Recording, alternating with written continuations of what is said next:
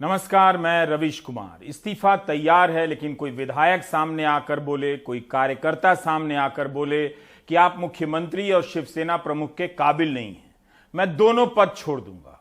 बस सूरत और गुवाहाटी से ना कहे, सामने आकर कहे। उद्धव ठाकरे बागी विधायकों को प्यार से बुला रहे हैं, क्योंकि इसके अलावा बुलाने का दूसरा रास्ता नहीं बचा है। क्या वाकई वे एकनाथ शिंदे के लिए अपनी कुर्सी छोड़ देंगे? उनकी यही मजबूरी बता रही है कि इस्तीफा जो तैयार है, जल्दी दे भी दिया जाएगा। उन्होंने कहा कि शरद पवार मुझ पर भरोसा करते हैं, लेकिन मेरे ही लोगों को भरोसा नहीं, तो मैं क्या करूं? सूरत जाकर बात करने से अच्छा होता सामने आकर बात करते। अगर सामने आकर एक भी विधायक कहे कि उद्धव ठाकरे को मुख्यमंत्री नहीं रहना चाहिए, तो मैं आज का आज इस्तीफा दे दूंगा। उद्धव ठाकरे के बारे में कहा जा रहा है कि उनकी पार्टी टूट गई, उन्हें पता तक नहीं चला। तो इस पर भी उन्होंने अपने फेसबुक लाइव में कहा कि कोई विधायक लघु शंका के लिए जाए, उस पर भी शंका करें तो यह कैसा लोकतंत्र है। लेकिन यह कहना सही नहीं कि ये वो शिवसेना नहीं जो बाला साहब ठाकरे ने बनाई। शिवसेना म्हणाल तर शिवसेना आणि हिंदुत्व हे दोन घट्ट एकमेकांमध्ये गुंफलेले जोडलेले हे शब्द आहेत। शिवसेना कदापि हिंदुत्वापासून आणि हिंदुत्व कदापि शिवसेनेपासून दूर होऊ शकत नाही। कारण शिवसेना प्रमुखांनी जो एक कानमंत्र दिलेला आहे की हिंदुत्व हा आमचा श्वास आहे। म्हणूनच गेल्या एक 8-15 दिवसापूर्वी आदित्य, एकनाथ शिंदे, त्यांच्याबरोबर आपले काही आमदार, खासदार, मंत्री हे अयोध्येला जाऊन आले। हिंदुत्वासाठी काय काय केले, कोणी कोणी काय काय केले हेही बोलण्याची आता वेळ नाहीये। पण हिंदुत्वाबद्दल मी विधानसभेत विधिमंडळात बोलणारा कदाचित पहला मुख्यमंत्री असेल। उद्धव ठाकरे ने यह दावा नहीं किया कि उनके पास बहुमत है। उन्होंने कहा कि वे डराकर संख्या नहीं जुटा सकते, प्यार से बुला सकते हैं। उन्होंने एक किस्सा सुनाया कि एक आरी से लकड़ी काटी जा रही थी। लकड़ी से पूछा गया, तुम्हें दर्द नहीं हो रहा? तो लकड़ी ने कहा, आरी में भी मेरा हिस्सा है। फेसबुक लाइव के लिए आते ही उद्धव ठाकरे कोविड के समय अपनी सरकार की उपलब्धियां गिनाने लगे। बताया कि उस काम के कारण टॉप मुख्यमंत्री में उनका नाम आया।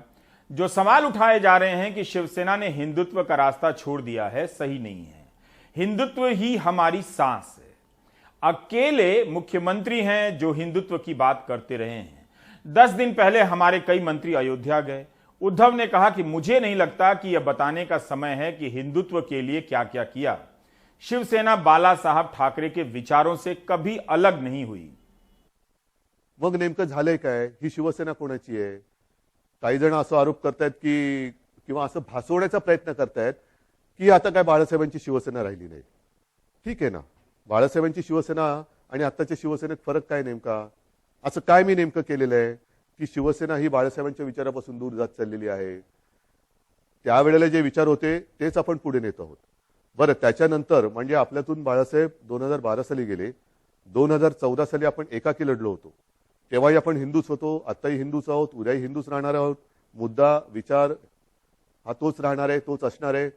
पण 2014 साली सुद्धा जी लढलेली शिवसेना होती आणि जिने एकट्याच्या ताकदीवरती प्रतिकूल परिस्थितीत 63 आमदार निवडून आणले आणि ते 63 आमदार आल्यानंतर त्यातले काही नंतर जे मंत्री झाले ती सुद्धा शिवसेना बाळासाहेबांच्या नंतरची शिवसेना होती।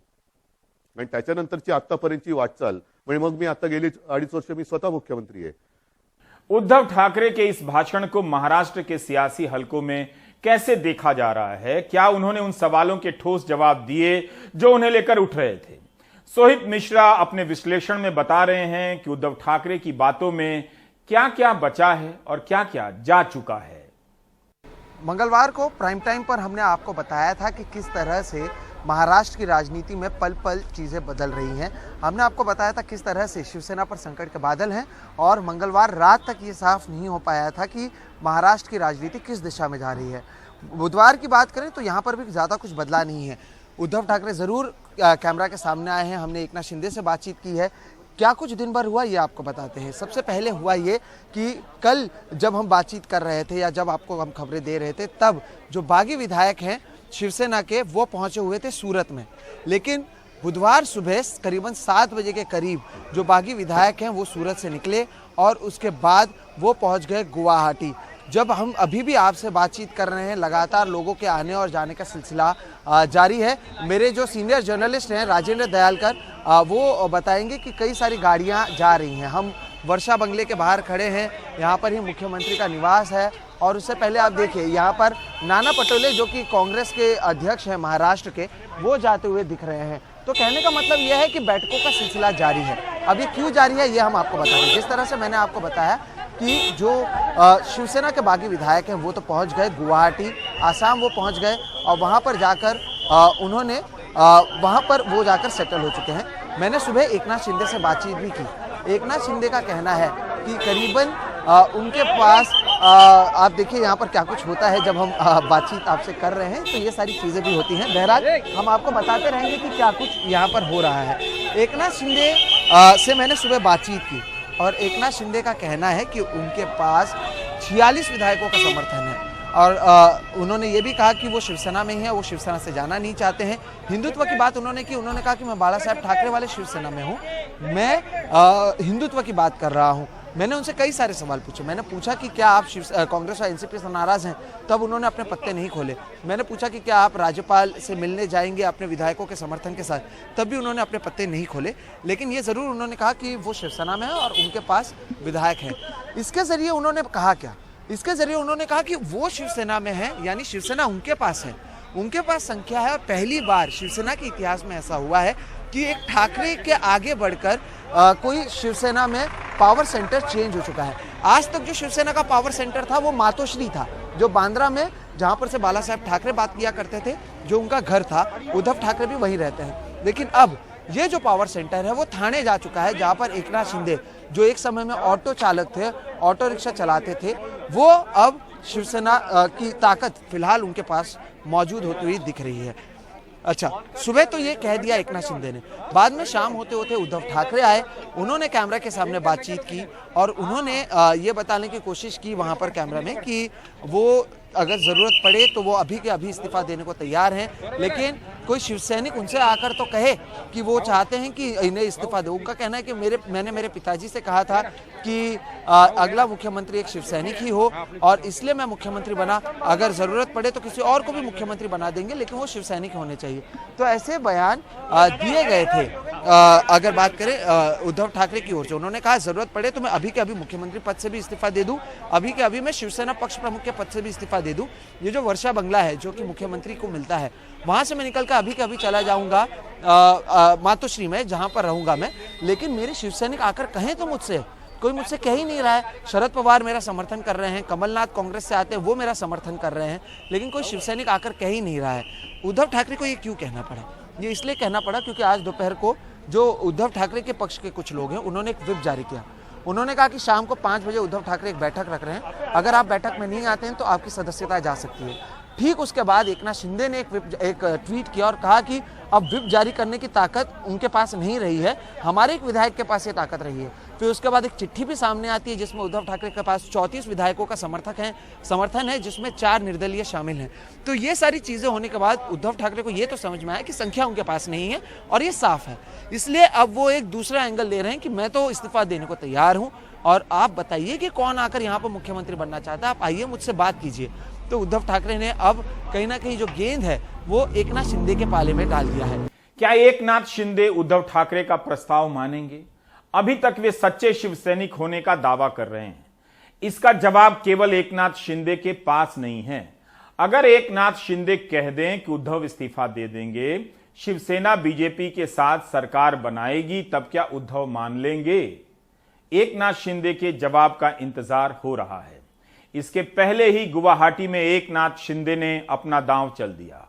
उनके 34 समर्थकों ने राज्यपाल और डिप्टी स्पीकर को पत्र लिख दिया कि विधायक दल के नेता एकनाथ शिंदे ही रहेंगे। शिवसेना की बैठक जो बुलाई गई है वो अवैध है। खैर, वो बैठक रद्द भी हो गई। क्या एकनाथ शिंदे मुख्यमंत्री बनेंगे या देवेंद्र फडणवीस मुख्यमंत्री बनेंगे? इसी से साफ होगा कि एकनाथ शिंदे शिवसेना के लिए लड़ रहे थे या बीजेपी के लिए लड़ रहे थे। अभी आप लोगों की सबसे बड़ी मांग क्या है? आप क्या चाहते हैं? इतने विधायक साथ में आए हैं और आपने कल, हम लोग हिंदुत्व की बात करना चाहते हैं, और शिवसेना एक ऐसी पार्टी है बाला साहब में जो बनाई है हिंदुत्व के मुद्दे को लेकर, और उसे हम लोग नहीं छोड़ेंगे। और हिंदुत्व की जो भूमिका है, विचारधारा है, उसे आगे बढ़ाएंगे। कांग्रेस और एनसीपी के साथ रहना चाहते हैं या नहीं रहना चाहते हैं भाई आप? नहीं, अभी तो आपको कुछ दिन में सब कुछ जो चित्र है स्पष्ट हो जाएगा। अच्छा, मुख्यमंत्री उद्धव ठाकरे जी से आपने बातचीत कल की है, उनसे क्या कुछ बातचीत हुई है? क्या यहाँ पर सुलह होने की बात की सकते हैं, क्योंकि आप कह रहे हैं कि अभी भी आप शिवसेना में बने हुए हैं? हम लोग आज भी शिवसेना में हैं और कल भी शिवसेना में। बाला साहब ठाकरे जी की शिवसेना जो हिंदुत्व की विचारधारा वाली शिवसेना, हम किसी अन्य पार्टी में जाने का सवाल ही नहीं उठता है। और इसलिए मैंने कहा है कि बाला साहब ठाकरे जी की जो हिंदुत्व की विचारधारा है उसे आगे बढ़ाएंगे हम लोग। आज इससे ज्यादा कुछ नहीं होना था। एक नाथ को दावा करना ही था और उद्धव को विनम्रता से पेश आना ही था। उद्धव ठाकरे की तरफ से बातचीत और पद छोड़ने के प्रस्ताव का अब कोई मोल नहीं रहा। पहले दिन से इस लड़ाई में तय था कि सरकार से पहले इस बात का फैसला होगा कि शिवसेना में कौन रहेगा, शिवसेना किसकी रहेगी। उद्धव ठाकरे शिवसेना में बचे रहेंगे या एकनाथ शिंदे शिवसेना को लेकर निकल जाएंगे। महाराष्ट्र की राजनीति में भावुकता का स्कोप समाप्त हो चुका है। आज सुबह शिवसेना के विधायक नितिन देशमुख सबके सामने प्रकट हो गए। मिल जाने पर नितिन देशमुख ने कहा कि उन्हें अगवा कर सूरत ले जाया गया था। उस दिन का पूरा इतिहास मैंने बताया है कि रात को 3 बजे मैं होटल से 12 बजे निकला हूँ। रास्ते पे 3 बजे खड़ा था, लेकिन 100-200 पुलिस मेरे पीछे थे। मैं कोई वाहन आया तो वाहन में मैं बैठना चाहता था, लेकिन कोई वाहन में मेरे को बैठने नहीं देते थे। बाद में 100-150 पुलिस ने उठा के मेरे को हॉस्पिटल में लेके गए और वहाँ ऐसा एक नाटक रचा है कि मेरे को अटैक आ गया और ऐसा संदेशा ही दिया। लेकिन अटैक आने का कारण बता के कुछ तो भी मेरे बॉडी पे प्रक्रिया करना चाहते थे, यानी मेरा घात करना चाहते थे, लेकिन ईश्वर की कृपा से मैं सही सलामत हूँ, अभी भी अच्छा हूँ। मेरे को कोई प्रकार का अटैक आया नहीं, कोई प्रकार के मेरे बीपी शुद्ध बढ़ी नहीं है। सर, आप किसके साथ हो? अरे मैं उद्धव जी ठाकरे साहब के साथ में हूँ, हमारे नेता जी है। इस बयान के तुरंत बाद बीजेपी के विधायक मोहित कंबोज ट्वीट करते हैं। उनके बारे में खबरें हैं कि वे शिवसेना के बागी विधायकों के साथ गुवाहाटी में हैं। मोहित अपने ट्वीट में लिखते हैं कि विधायक अगवा नहीं हुए हैं, भगवा हुए हैं, जय श्री राम। क्या शिवसेना के विधायक अपने आप भगवा हो गए? सूरत से सौरभ शुक्ल और गुवाहाटी से अक्षय डोंगरे की ये रिपोर्ट देखिए, काफी कुछ आपको दिख जाएगा। हम इस वक्त सूरत एयरपोर्ट पे हैं। आप देखेंगे यहाँ पर जो विधायक हैं बसों में पहुंचे हुए हैं, आपको नजर आएंगे, आपको नजर आएंगे कि जो नेता हैं वो सारे 3 बसों में पहुंचे हैं। एकनाथ शिंदे जो हैं वो आ गए हैं। उनसे बात करने की कोशिश करेंगे और जानेंगे कि क्या कहना है एकनाथ शिंदे का। एकनाथ शिंदे यहाँ पर आए हैं बस में। आगे सबसे एकनाथ शिंदे आपको नजर आएंगे, उनके साथ पीछे जो विधायक हैं आपको वो नजर आ रहे होंगे जो यहाँ पर बैठे हुए हैं। और एकनाथ शिंदे के साथ में विधायक हैं। जो संख्या है वो 30 से ज्यादा बताई जा रही है। कितनी संख्या बल है वो एकनाथ शिंदे ही बताएंगे। क्या है उनके पास समर्थन कितने विधायकों का है, अभी तक कुछ बोल नहीं रहे हैं। मीडिया ने माइक लगाया हुआ है अपना। फिलहाल एकनाथ शिंदे यहाँ पर पहुंचे हुए, पुलिस हटाती हुई पत्रकारों को पूरा प्रोटेक्शन, पूरा गुजरात पुलिस प्रोटेक्शन दे रही है। एकनाथ शिंदे कुछ कह नहीं रहे हैं, शांत हैं, आपको नजर आ रहे होंगे। उनके पीछे विधायकों की संख्या नजर आ रही होगी। सर, कितने विधायक हैं आप लोगों के साथ में, कितने लोगों का समर्थन है? तो बताएंगे शिंदे साहब। सर कितने लोगों का समर्थन है आपको? सर कितने 40 लोग? लोग 40 लोग हैं। 40 लोग हैं। सर आप लोग कहाँ गुवाहाटी जा रहे हैं? हम मान के चलें कि आप उद्धव ठाकरे के साथ नहीं है आप लोग? सर क्या उद्धव ठाकरे के साथ नहीं है आप? हम लोग शिंदे साहब के साथ हैं। आपका नाम बताइए सर। हम लोग शिंदे साहब के साथ में हैं। यहाँ पर जो है विधायक जो है वो आपको नजर आएंगे। सब कह रहे हैं कि वो शिंदे साहब के साथ में है। दौड़ते हुए विधायक आ रहे हैं। सर आप साथ आप देखेंगे, एकनाथ शिंदे को देखेंगे। एकनाथ शिंदे बीच में है। एक नाथ शिंदे आपको नजर आएंगे। वो बोल रहे शिवसेना आणि भाजपा युती। शिंदे साहब नंबर्स कितने हैं? कितने? आगे बताइए, अब हमारी बात मानिए ना प्लीज। सर कुछ कह रहे हैं, वो कह रहे हैं 45 विधायकों के समर्थन करने की बात कर रहे हैं। इस वक्त हम गुवाहाटी के रेडिसन ब्लू होटल के बाहर मौजूद है। ये होटल आज सुर्खियों में बना हुआ है, जिसका कारण है तकरीबन 35 विधायक जो महाराष्ट्र से पहले सूरत गए, सूरत के बाद यहाँ गुवाहाटी आए और सीधे इस होटल में चले गए। आप अगर बाहर देखें तो पूरी तरह से यहाँ पर एक इनविजिबल लाइन बना दी गई है। यहाँ पर असम पुलिस के कई सारे ऑफिशियल मौजूद है, कई सारे यहाँ पर सुरक्षाकर्मी मौजूद है और पूरी तरह से इस होटल के दरवाजे को एक तरह से सील कर दिया गया है। कोई भी अगर अंदर जाना चाहे तो उसका आईडी चेक होता है, कोई अगर बाहर आना चाहे तो उसका आईडी चेक होता है। तो पूरी तरह से यहाँ पर सिक्योरिटी चाक चौबंद कर दी गई। न सिर्फ पुलिस ऑफिशियल्स बल्कि यहाँ पर पैरामिलिट्री की भी कुछ ऑफिशियल्स मौजूद है जो इस पूरे दरवाजे को गार्ड कर रहे हैं। अगर बात की जाए सिक्योरिटी की तो सवाल जाहिर तौर पे यही उठा कि क्या इसको पॉलिटिकल एक तरह से पेट्रोनेज इस पूरे के पूरे ऑपरेशन को दिया गया है। जिस तरह से सारे महाराष्ट्र के एमएलए आए, जब आज हेमंत बिस्वा शर्मा से जो असम के मुख्यमंत्री हैं उनसे जब पूछा गया कि यहाँ पर जो महाराष्ट्र के एमएलए आए क्या आप उन्हें सुरक्षा मुहैया करा रहे हैं, तो उन्होंने साफ तौर पे ये कहा कि उन्हें इस बारे में कोई जानकारी नहीं है, लेकिन अगर कोई भी असम में आना चाहता है, कोई भी असम में आकर रहना चाहता है तो उनके लिए खुशी की बात है। इससे एक तरह से टूरिज्म को बढ़ावा मिलता है। लेकिन उन्होंने ये नहीं बताया कि वो खुद आज सुबह एमएलए के आने से महज 1-2 घंटे पहले खुद रात को होटल आए थे। होटल में आके उन्होंने सब चीज़ों का सर्वेक्षण किया, सब चीज़ें देखी और उसके बाद जैसे ही वो निकले उसके तकरीबन 1 घंटे बाद यहाँ पर सभी विधायक जो महाराष्ट्र के हैं, चाहे वो तकरीबन 30 विधायक जो शिवसेना के उनकी बात की जाए या फिर बाकी जो 4 विधायक जो इंडिपेंडेंट हैं उनकी बात की जाए, वो आकर यहाँ पर रुक गए हैं। और उसके बाद से यहाँ पर किसी की भी एंट्री अलाउ तभी की जा रही है जब उनका आईडी कार्ड प्रॉपर्ली चेक किया जा रहा है। मीडिया की भी एंट्री अंदर नहीं है। सभी मीडिया आप देख सकते हैं बाहर खड़ी हुई है, बाहर इसी इंतजार में है कि किसी तरह से उन्हें अंदर एक झलक दिख जाए कि हो क्या रहा है।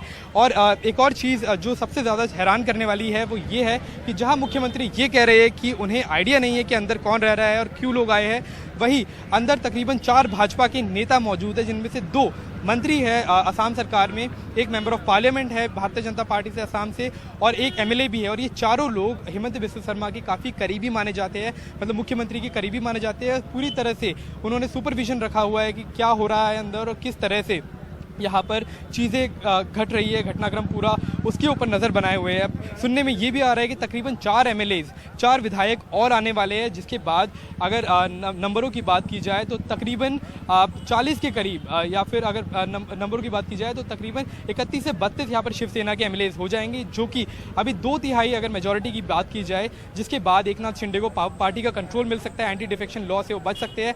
वो तो नहीं हो पाएगा, लेकिन एक तरह से इजाफा उनके नंबरों में हो जाएगा। लेकिन तकरीबन 7 बजे एक और चीज़ ये यहाँ पर हुई कि एकनाथ शिंदे एक प्रेस कॉन्फ्रेंस करके कई सारी चीज़ों पर सफाई देने वाले थे, लेकिन जब मुख्यमंत्री उद्धव ठाकरे ने अपनी स्पीच देकर ये कहा कि वो स्टेप डाउन करने के लिए तैयार है, रिजाइन करने के लिए तैयार है, बस वो ये चाहते हैं कि कोई शिव सैनिक मुख्यमंत्री बने, तो उसके बाद से उन्होंने वो प्रेस कॉन्फ्रेंस को टाल दिया। उसके बाद कोई प्रेस कॉन्फ्रेंस नहीं हुई है और सभी निगाहें यहाँ पर टिकी हुई है। लेकिन सबसे ज़्यादा हैरान करने वाली चीज़ यही है कि जहाँ मुख्यमंत्री खुद मना कर रहे हैं कि उन्हें आइडिया नहीं है कि किस तरह से एमएलए यहाँ पर है, तो जिस तरह से एमएलए को पहले सूरत ले जाया गया, एक भाजपा शासित राज्य ले जाया गया, उसके बाद एक और भाजपा शासित राज्य में उन्हें लाया गया, वो एक चीज़ साफ दर्शाता है कि भारतीय जनता पार्टी की निगरानी में ये पूरा का पूरा घटनाक्रम चल रहा है। लेकिन मुख्यमंत्री साफ तौर पे सभी चीज़ों को मना कर रहे हैं कि उनकी जानकारी में कुछ ऐसा नहीं है। महाराष्ट्र की राजनीति के जानकार कहते हैं कि सरकार बनाने के समय ही चर्चा चली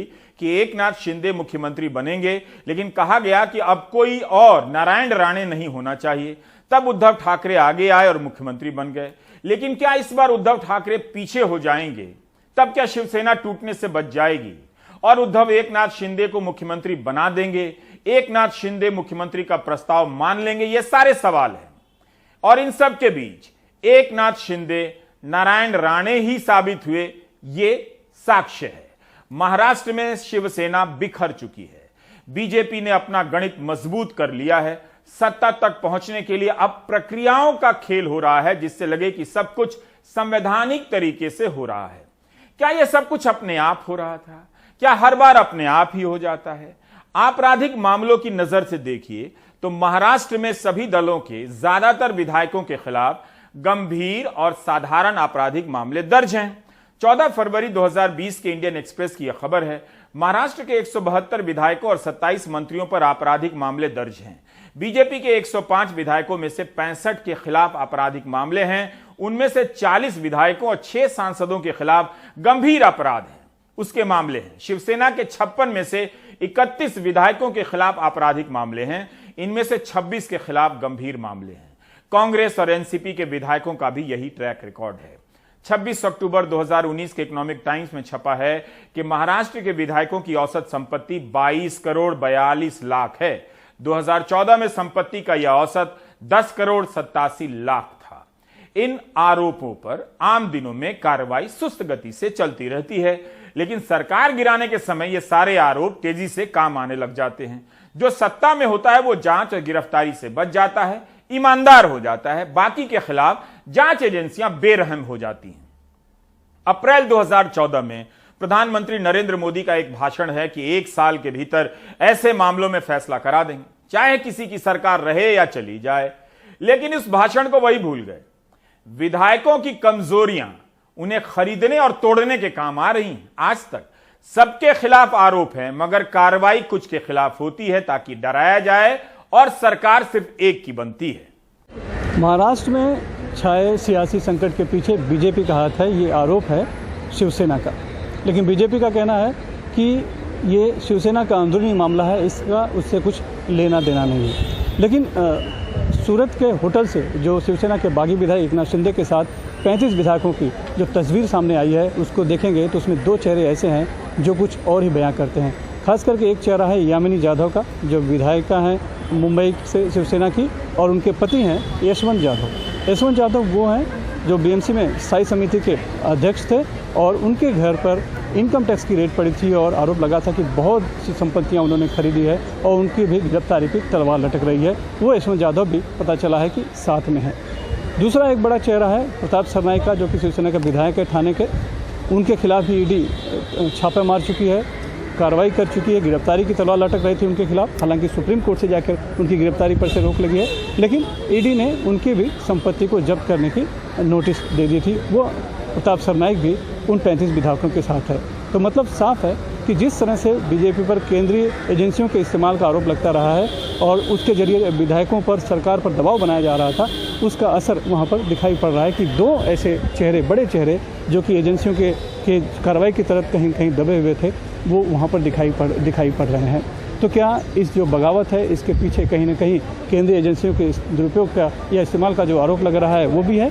तो ये चेहरे ये कहानी जरूर बताते दिख रहे हैं। दूसरी बात यह है कि सिर्फ यही 2 रडार पे नहीं थे, बल्कि बहुत से ऐसे लोग हैं जिनके खिलाफ हाल फिलहाल में कार्रवाई हुई है। शिवसेना की अगर हम बात करें तो शिवसेना की ही एक सांसद हैं भावना गवली, उनके खिलाफ भी लगातार समन्स जारी किए जा रहे हैं, उनको बुलाया जा रहा है, उनके खिलाफ जांच का पीएमएलए के तहत जांच चल रही है। इसके अलावा शिवसेना के विधायक हैं रविंद्र वायकर हैं, और साथ में अनिल जो परब हैं, उनकी कल दिन भर ईडी में पूछताछ हुई है, जो कि परिवहन मंत्री हैं। तो इस तरह से लगातार बीजेपी शिवसेना के जो विधायक हैं या फिर नेता हैं उनको जब उनके ऊपर एजेंसियों का शिकंजा लगातार कसता चला जा रहा है। इसके साथ ही एनसीपी की जो पार्टी है, उनके नेताओं को भी लगातार एजेंसियों ने अपने रडार पर रखा है।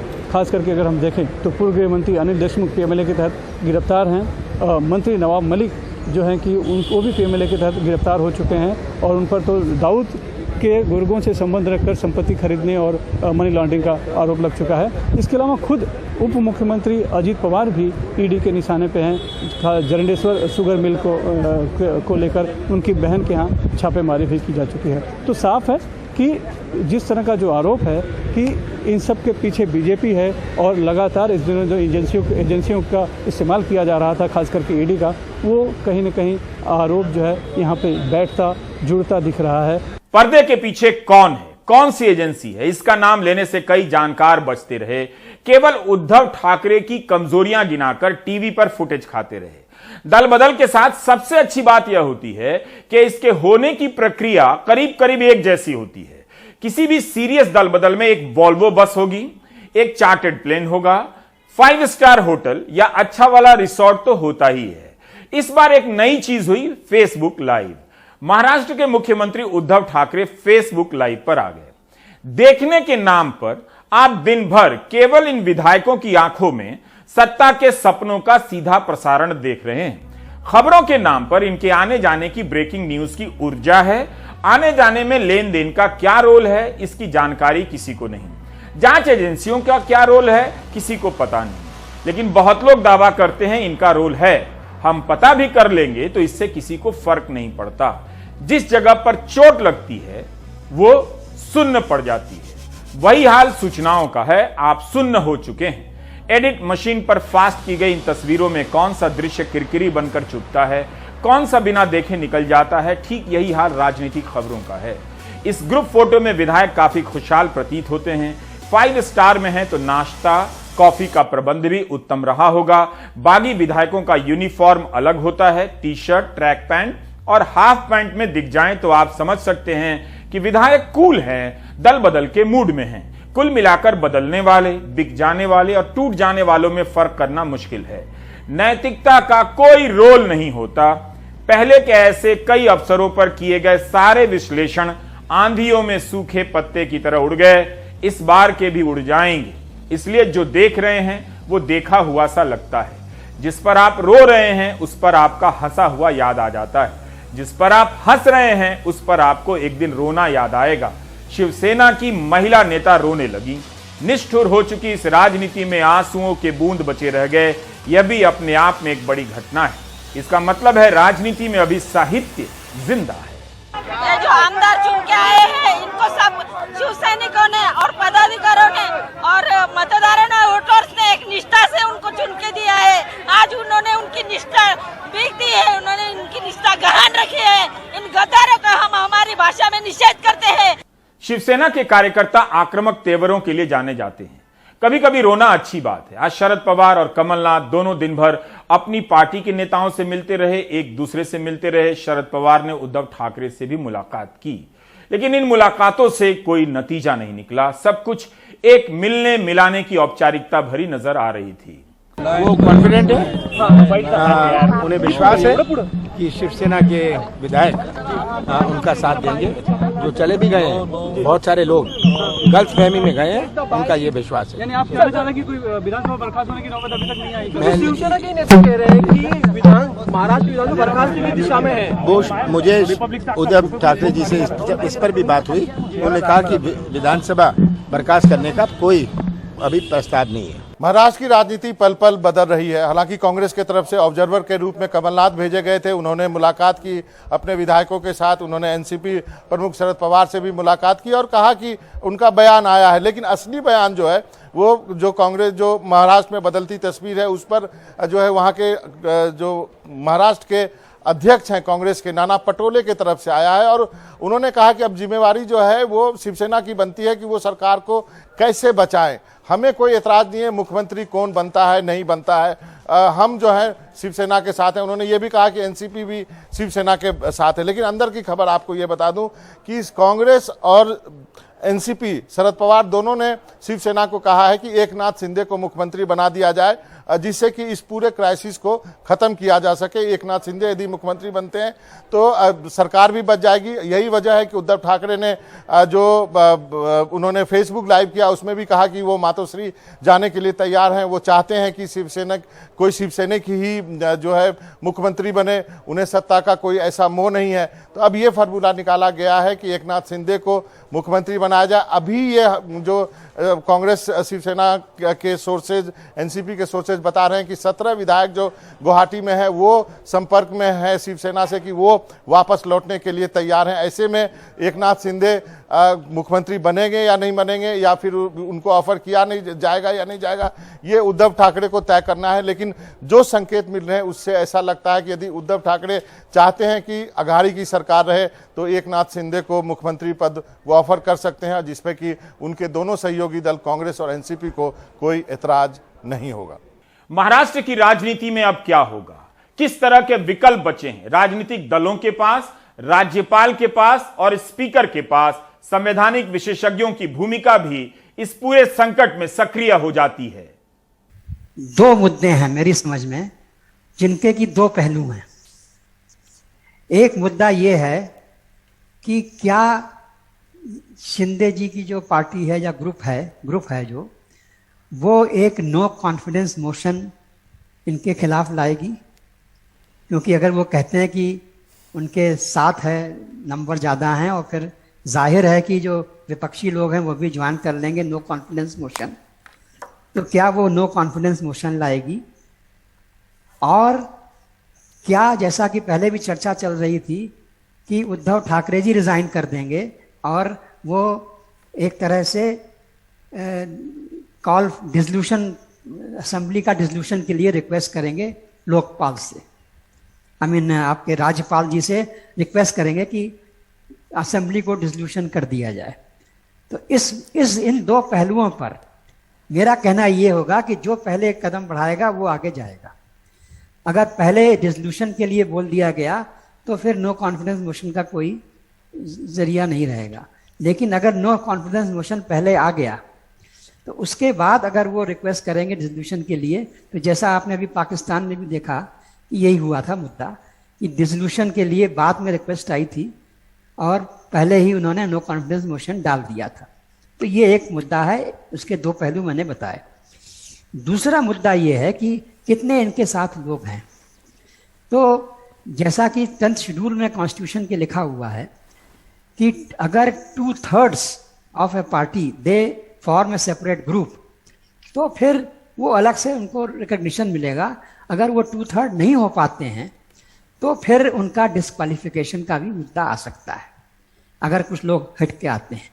तो अब ये देखना होगा कि क्या उनके पास 2/3, अब 2/3 आप दिखा रहे हैं 56, मैंने कहीं कहा 55, कितने शिवसेना में हैं 55 या 56, उस पर डिपेंड करेगा कि उनको 37 मिलना कि 38 मिलना। अपने साथ 37 या 38 उनके पास होना होगा, तभी वो ये कर सकते हैं कि हम एक सेपरेट ग्रुप हैं और हमको मान्यता दी जाए। दल बदल की मार से बचने के लिए 2016 में अरुणाचल प्रदेश में कांग्रेस के 2/3 बागी विधायक पीपल्स पार्टी ऑफ अरुणाचल में मिल गए थे। जुलाई और अगस्त 2019 में गोवा और सिक्किम में भी यह हो चुका है। 25 साल से मुख्यमंत्री रहे पवन कुमार चामलिंग अपनी पार्टी में अकेले बच गए थे। इस समय राष्ट्रपति के चुनाव की चर्चा हो रही है। 2014 के बाद मोदी सरकार के दौर की 2 घटनाओं को हमेशा याद रखिए।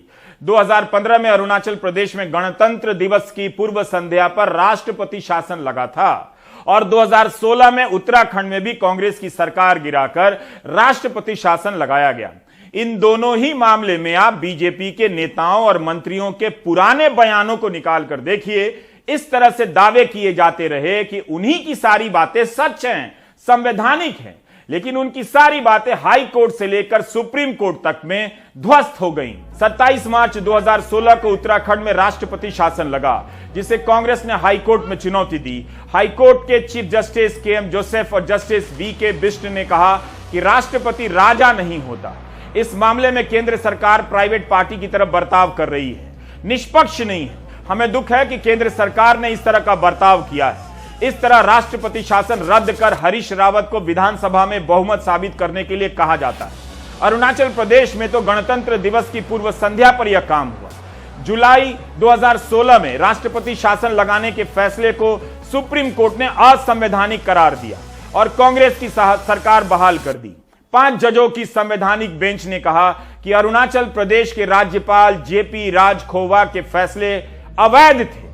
पहले की सरकारों ने भी राष्ट्रपति शासन का दुरुपयोग किया है, लेकिन मोदी सरकार के दौर में भी वैसा ही दोहराया गया।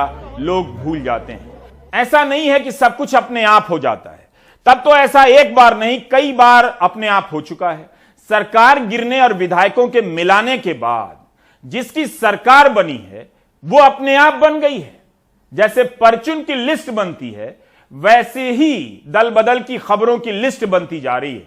सारी सूचनाओं की सूची बन जाने के बाद भी इसका जवाब नहीं मिलता है कि दल बदल के पीछे कितना पैसा था, किसका पैसा था और किस तरह की जांच एजेंसी की भूमिका थी, किस किस की फाइल बनी, या अचानक ये सभी एक दिन हिंदुत्व की रक्षा में गुजरात पहुंचते हैं और वहां से हिंदुत्व की रक्षा में असम पहुंच जाते हैं।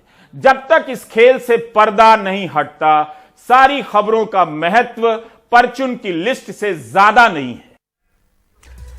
महाराष्ट्र की राजनीति में एक और बड़ा बदलाव। महाराष्ट्र के मुख्यमंत्री उद्धव ठाकरे मुख्यमंत्री निवास वर्षा को छोड़ने वाले हैं। उनके परिवार का सामान पैक हो गया है, वर्षा से निकल रहा है सामान और अब ठाकरे परिवार अपने पैतृक निवास मातोश्री की ओर बढ़ रहा है। ये सब महाराष्ट्र की राजनीति में पिछले 2-3 दिन से चल रही गहमा गहमी का नतीजा है।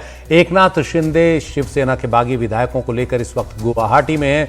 उनके पास शिवसेना के अधिकतर विधायक हैं, लगभग 34 विधायक उनके साथ हैं और उन्हें मनाने की कोशिशों के तहत ही ये कदम उठाया गया है।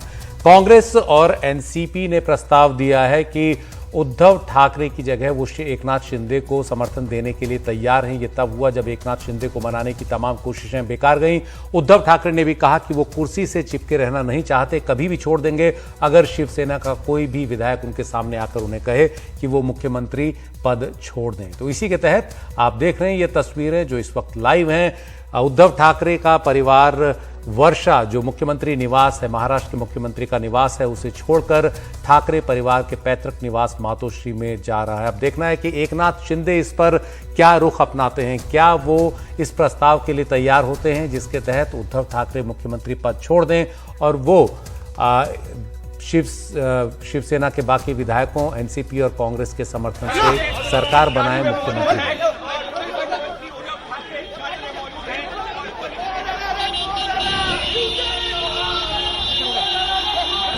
तो उद्धव ठाकरे को देख सकते हैं आप। उद्धव ठाकरे की गाड़ी उनके सुरक्षा गार्डों के बीच वर्षा से निकल चुकी है और अब मातोश्री पहुंच रही है जो पैतृक निवास है ठाकरे परिवार का।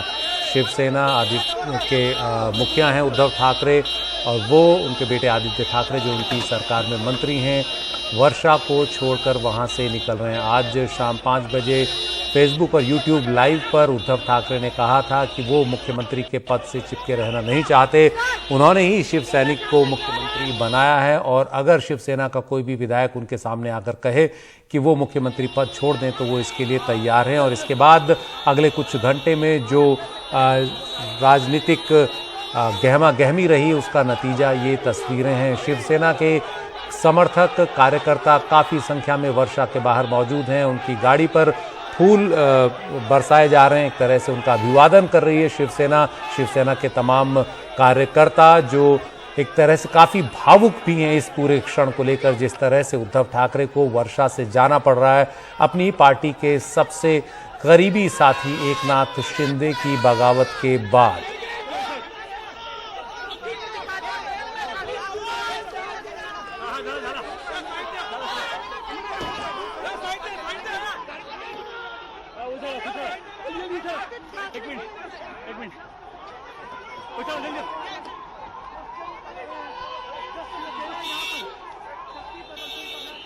तो ये तस्वीरें महाराष्ट्र की राजनीति में एक बड़े बदलाव को दिखा रही हैं। पिछले 3 दिन से जो कवायद महाराष्ट्र में चल रही थी शिवसेना सरकार, उद्धव ठाकरे सरकार को लेकर, उसका पटाक्षेप इस तरह से अब सामने आ रहा है कि मुख्यमंत्री खुद अपना निवास छोड़कर जा रहे हैं ये बताने के लिए कि उन्हें मुख्यमंत्री बने रहने में कोई दिलचस्पी नहीं है। वो चाहते हैं कि कोई दूसरा शिव सैनिक उनकी जगह आ जाए। एकनाथ शिंदे को मनाने की जो कोशिशें हैं उनके तहत इस कदम को देखा जा रहा है। एनसीपी और कांग्रेस ने भी कह दिया है कि वो एकनाथ शिंदे को समर्थन देने को तैयार हैं अगर वो मुख्यमंत्री बनना चाहते हैं तो। महाविकास अघाड़ी गठबंधन महाराष्ट्र में बना रहे उसके लिए ये सारी कवायद चल रही है। लेकिन एकनाथ शिंदे अपने विधायकों को लेकर, अपने समर्थक विधायकों को लेकर गुवाहाटी में है। वो भी निश्चित ही ये तस्वीरें इस वक्त देख रहे होंगे। उनके साथ के बाकी विधायक भी इन तस्वीरों को देख रहे होंगे। अब देखना है कि वो इसके बाद क्या इसी तरह का कोई फैसला लेते हैं नाटकीय कि वो वहाँ से लौट आएँ और इस सरकार में नेतृत्व स्वीकार करें। शिवसेना के बाकी जो विधायक हैं एनसीपी और कांग्रेस के समर्थन से एकनाथ शिंदे सरकार बनाएं, ये देखना है। एकनाथ शिंदे पर ये पूरा फैसला अब निर्भर करता है। तो महाराष्ट्र में 2.5 साल की उद्धव ठाकरे सरकार अब इस मोड़ पर है कि वो अब मुख्यमंत्री निवास छोड़कर जा रहे हैं। लेकिन अभी उद्धव ठाकरे ने मुख्यमंत्री पद से औपचारिक तौर पर इस्तीफा नहीं दिया है। वो अब भी महाराष्ट्र के मुख्यमंत्री हैं और काफ़ी लंबी रात होती है ऐसे में। हालांकि ये 22 जून की रात है, सबसे छोटी रातें 21 और 22 जून की होती हैं, लेकिन महाराष्ट्र की सियासत के लिए रात काफ़ी लंबी रही। कल भी बीती रात सूरत से जो बागी विधायक हैं वो एक विशेष विमान से गुवाहाटी पहुंचे। वहां भी असम में बीजेपी की सरकार और खुद असम के मुख्यमंत्री हेमंत बिस्वा शर्मा इन विधायकों को से मिलने गए, इन विधायकों को वहां सुरक्षा दे रहे हैं। और इधर महाराष्ट्र में मुंबई में जो सारी राजनीतिक कवायद है वो चल रही है। आदित्य ठाकरे बैठे हुए हैं, उद्धव ठाकरे बैठे हैं, लेकिन कोई बयान इस वक्त वो देना नहीं चाहते। लेकिन कैमरे के सामने ये तस्वीरें ये बता रही हैं कि किस तरह की गहमा गहमी महाराष्ट्र की सियासत में देखने में आ रही है। और पिछले 3 दिन से सभी खबरों के केंद्र में महाराष्ट्र की है। उद्धव ठाकरे अपने सुरक्षा कर्मियों के बीच अपनी कार से अपने मुख्यमंत्री निवास से बाहर निकल चुके हैं और अब मातोश्री की ओर जा रहे हैं, जो पैतृक निवास है ठाकरे परिवार का, जहां बाला साहब ठाकरे रहते थे।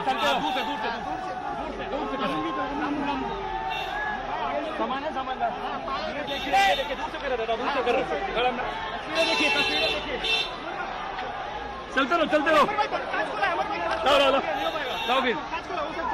तो उद्धव ठाकरे को ये अब लगभग पूरी तरह से समझ में आ गया है कि एकनाथ शिंदे को मनाने के लिए इसके अलावा और कोई चारा उनके पास नहीं बचा था, क्योंकि वो शिवसेना के अधिकतर विधायकों को लेकर मुंबई से बाहर चले गए थे। इन विधायकों से संपर्क भी सरकार का और उसके तमाम सूत्रों का नहीं हो पा रहा था, जिसके बाद अब ये तस्वीरें शायद एकनाथ शिंदे तक पहुंचेंगी और एकनाथ शिंदे इसके बाद कोई फैसला लेंगे। लेकिन वो फैसला क्या होगा? क्या वो एनसीपी और कांग्रेस के सहयोग से, शिवसेना के बाकी विधायकों के सहयोग से महाराष्ट्र में सरकार बनाएंगे? एकनाथ शिंदे शिवसेना में एक तरह से उद्धव ठाकरे के बाद दूसरी सबसे बड़ी ताकत माने जाते हैं, लेकिन पिछले काफ़ी समय से वो अपने आप को दूर महसूस कर रहे थे सत्ता के केंद्र से, उद्धव ठाकरे से। और शिवसेना में उन्हें लग रहा था उनकी अब वो हैसियत नहीं रही जो कभी थी, और यही नाराज़गी इस तरह से सामने आई कि वो अधिकतर जो बागी विधायक हैं उन्हें लेकर मुंबई से बाहर चले गए, पहले सूरत और अब गुवाहाटी।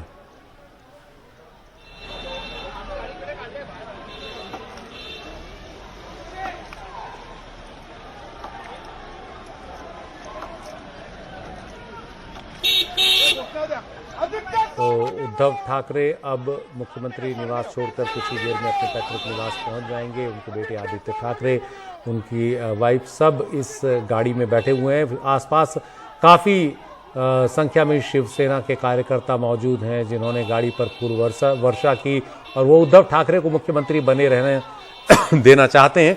आज भी काफ़ी भावुक दिखे शिवसेना के कार्यकर्ता, इस बात से काफ़ी नाराज़ कि शिवसेना में एकनाथ शिंदे ने ये बगावत की। लेकिन ये भी एक सत्य है इस पार्टी में कि काफ़ी विधायक नाराज़ चल रहे थे उद्धव ठाकरे के काम करने के तरीके से। ये भी कहा जा रहा था कि उद्धव ठाकरे अपने ही लोगों को मिलने का समय नहीं देते, उनसे उनका संपर्क कम हो गया है। वो एक कोठरी से घिरे रहते हैं, उसी के साथ वो काम करते हैं, उसी के ज़रिए महाराष्ट्र में राजकाज चला रहे हैं और अपनी ही पार्टी के लोगों को प्राथमिकता नहीं देते। यही नाराज़गी पिछले काफ़ी समय की आज इस तरीके से देखने में सामने आई कि ये लंबा काफिला उद्धव ठाकरे का निकल गया है महाराष्ट्र के मुख्यमंत्री निवास वर्षा से बाहर। उद्धव ठाकरे ने कहा है कि वो कोरोना से पीड़ित हैं, इसलिए वो सामने प्रेस के नहीं आएंगे, गाड़ी में बैठकर वो जा रहे हैं। उधर महाराष्ट्र के जो राज्यपाल हैं भगत सिंह कोश्यारी, उनमें भी कोरोना के लक्षण दिखे हैं और वो भी अस्पताल में भर्ती हैं। तो राज्यपाल से भी सीधे अभी तक कोई मिलने नहीं जा सकता। हालांकि राज्यपाल ने कहा है कि वो वीडियो कॉन्फ्रेंसिंग के जरिए हर वक्त संपर्क में रहने को तैयार हैं, जो भी चाहे उनसे वीडियो कॉन्फ्रेंसिंग के जरिए बात कर सकता है। लेकिन अभी तक राज्यपाल ने भी इस पूरे मसले पर कुछ कहा नहीं है। एकनाथ शिंदे और उनके साथ बाकी विधायक, जो कुल 34 विधायक बताए जाते हैं, वो अभी संपर्क से दूर हैं शिवसेना के हाईकमान के, उनके जो तमाम आला नेता हैं। हालांकि संजय राउत ने अब से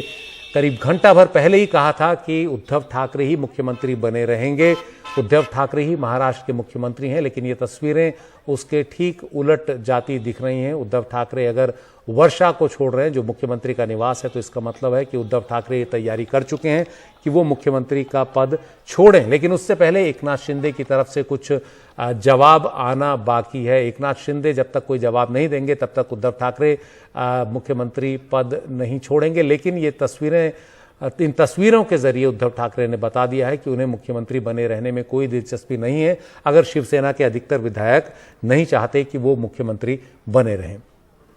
अब देखना है इस पूरे सियासी हलचल पर एनसीपी और कांग्रेस, जो सहयोगी दल हैं शिवसेना के महाराष्ट्र में, वो आगे अब क्या कहते हैं। किसी की तरफ से भी कोई औपचारिक बयान काफी देर से नहीं आया है, न एनसीपी की ओर से और न कांग्रेस की ओर से। तो दोनों को अब देखना है क्या उनकी तरफ से बयान आता है। एकनाथ शिंदे किससे संपर्क साधते हैं शिवसेना में, और क्या इसके बाद महाराष्ट्र की राजनीति करवट लेती है। आप देख रहे थे प्राइम टाइम। नमस्कार।